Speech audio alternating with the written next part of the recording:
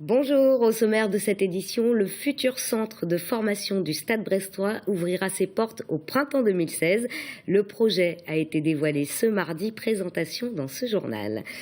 Des parents d'élèves sur les bancs de l'école. À Pont-l'Abbé, le collège Saint-Gabriel expérimente depuis la rentrée de nouvelles méthodes pédagogiques et vous le verrez, les parents sont totalement associés à ces nouveaux apprentissages.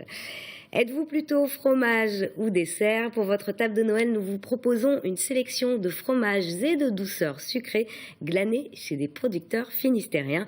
Bienvenue dans ce JT du mardi 16 décembre 2014. Il était attendu depuis de nombreuses années. Le nouveau centre de formation du Stade brestois devrait enfin voir le jour. Les premiers coups de pioche sont attendus pour septembre 2015 pour une ouverture au printemps 2016. Il sera construit près du stade d'entraînement de Pen-Hélène à Brest et devrait accueillir une vingtaine de jeunes. Présentation avec Guy Abalin.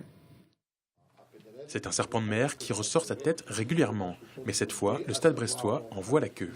Le club aura bientôt un nouveau centre de formation, mais le projet a été revu à la baisse. Le projet initial, c'était la construction d'un ensemble immobilier et puis de terrains de football. Aujourd'hui, on a trouvé une solution où on va coller à des terrains de football existants un ensemble immobilier pour accueillir à la fois le centre de formation et puis les structures du Stade brestois. Exit donc le projet de Plougastel, bloqué par les escargots, ou encore ceux de Guipava ou Saint-Pierre, trop compliqués à mettre en place. Le centre de formation du Stade brestois se fera au cœur de Brest, près du centre d'entraînement existant de Pen-Hélène, et il n'y aura pas de nouveau terrain de foot de construit. Aujourd'hui, le club, du fait de sa relégation, a beaucoup moins de moyens que lorsqu'il était en Ligue 1. Et d'un autre côté, si vous voulez, je crois qu'il faut être très pragmatique. Le football français ne roule pas sur l'or. Et quand on est club professionnel, on se doit d'avoir un centre de formation, puisque ça joue aussi sur la licence club et notamment sur la redistribution des droits TV. Et donc on a choisi quelque chose qui est rentré dans nos cordes et qu'on pouvait assumer sans problème. Coût de l'opération, 4 millions d'euros. Le premier coup de pioche sera donné en septembre 2015 pour une livraison au printemps 2016. Des installations qui accueilleront les locaux administratifs du club et une vingtaine de stagiaires qui partageront dans un premier temps le terrain synthétique de Pen-Hélène avec les pros. Car à terme, le club espère aussi construire un nouveau centre d'entraînement pour les professionnels. Direction Pont-l'Abbé à présent, où des parents d'élèves ont repris le chemin de l'école. Au collège Saint-Gabriel, on teste depuis la rentrée de nouvelles méthodes pédagogiques. Nous vous les avons déjà présentées dans ce journal. Et parmi les nouveautés, les parents sont invités également à suivre quelques cours d'apprentissage. Reportage Guy Abalin. À la nuit tombée, au collège Saint-Gabriel de Pont-l'Abbé, après les enfants, ce sont les parents qui viennent en cours. Ici, depuis la rentrée, 2 classes expérimentales ont été créées en 6e. Et les adultes doivent aussi se mettre à la page. Ils rédigent derrière. C'est qu'ils font leur carte, mais après vous leur demandez, il faut qu'ils fassent au brouillon quand même la carte, sinon vous n'avez pas de moyen de savoir s'ils ont travaillé ou pas.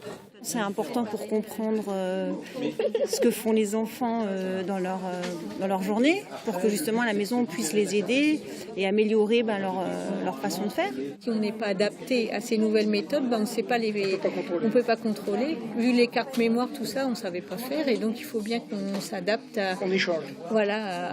au mode d'apprentissage de nos enfants, quoi. Donc pour nous, on retourne à l'école du coup aussi pour apprendre les méthodes d'apprentissage. Basées sur les nouvelles méthodes d'apprentissage, découvertes grâce aux neurosciences, ces 2 classes dites coopératives travaillent sur les cartes mentales ou encore sur les points forts de chaque élève. Ces cours du soir servent donc à donner des outils de compréhension aux parents qui ont connu une pédagogie très différente. On travaille par compétence dans ces 2 classes-là, justement, parce que la compétence, c'est un chemin que l'on parcourt pour arriver à se dire « je suis compétent ». On demande aux parents de participer pas à l'élaboration des cartes mémoire, mais de comprendre comment fonctionne l'enfant. Tout le monde est impliqué dans le dispositif. Les professeurs, les parents, les enfants, c'est un tout. Et il faut que ce soit cohérent, que tout le monde adhère pour que ça fonctionne bien. Ils ont tous envie que leur enfant réussisse. Sauf qu'ils ne savent pas comment savoir si effectivement l'enfant apprend bien, s'il a les bons repères, s'il progresse. Donc ils sont un peu perdus, c'est normal. Maintenant, c'est comme tout, ça s'apprend. Et c'est amusant de voir que ce sont les enfants qui expliquent aux parents comment apprendre. Des adultes qui ont surtout besoin d'être rassurés, car en plus, ici, il n'y a plus de notes, et pour les parents, c'est un autre repère qui a disparu. Du producteur au consommateur, c'est le principe des circuits courts. Dans le Morbihan, une association va encore plus loin. Elle propose en effet des livraisons de paniers de légumes bio à domicile et en triporteur. Les explications à Riantec avec Germain Lutz et Camille Pochet de TB Sud.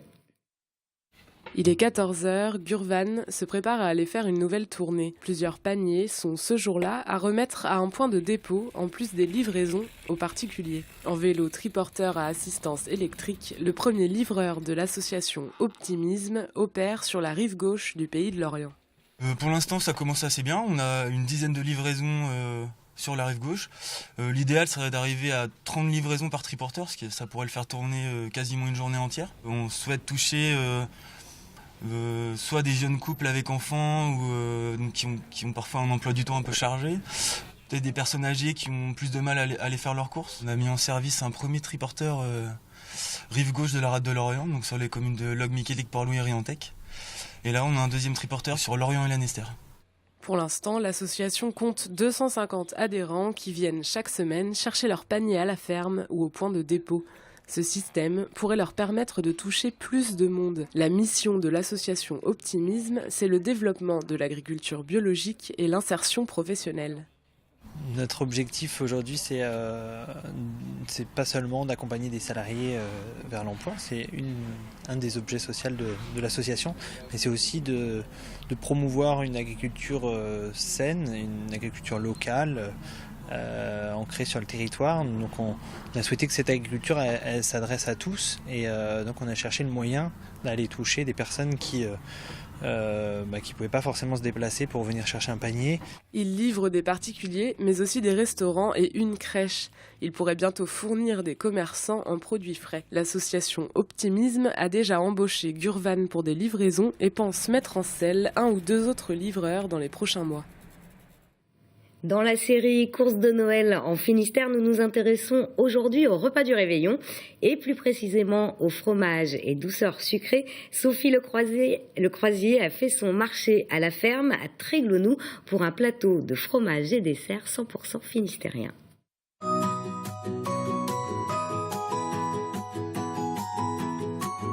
Sur notre ferme, on aura surtout des fromages frais.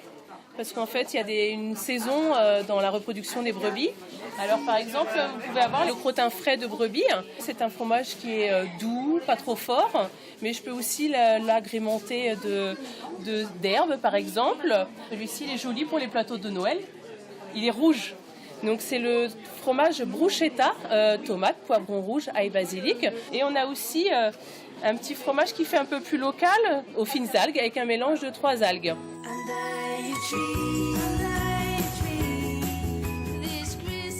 Nous, on produit du fromage à base de lait de vache. Nous avons mis au point depuis 10 ans l'atome nature. Et ensuite, nous sommes allés vers l'atome aux algues. Donc ça nous a donné un nouvel élan puisque on emploie des algues qui sont cultivées sur Ouessant, Molène, dans l'archipel.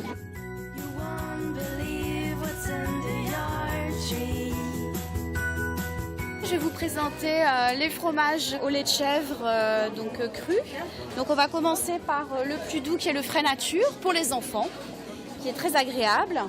Après on va commencer sur des fromages toujours frais, mais avec par exemple aux échalotes, qui a beaucoup de succès.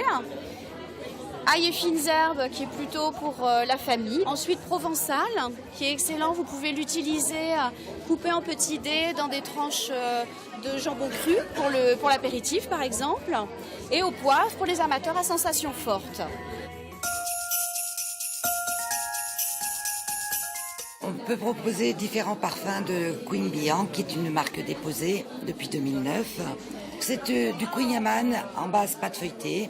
Donc à différents parfums, tout est fabrication maison, soit en petit café gourmand ou alors à apprécier en famille, avec les amis, en dessert, avec une petite boule de glace vanille.